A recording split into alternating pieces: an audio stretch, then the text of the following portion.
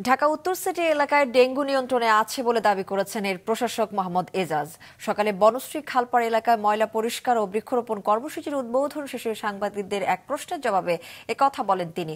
আরো বলেন, শহর পরিষ্কার রাখতে হলে প্রতিটি নাগরিকের সচেতনতা প্রয়োজন। তা না হলে সিটি কর্পোরেশনের একার পক্ষে তা সম্ভব নয়।